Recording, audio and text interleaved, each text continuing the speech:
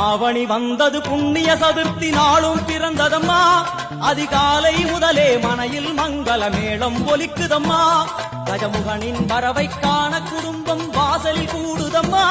மாக்கோலம் இட்டொரு மனை மேல் வந்தான் ஆரத்தியாகுதம்மா கணபதி ராஜா வந்தாராம் மனையில் இன்றே பொன்னாளாம் கணபதி ராஜா வந்தாராம் மனையில் இன்றே பொன்னாளாம்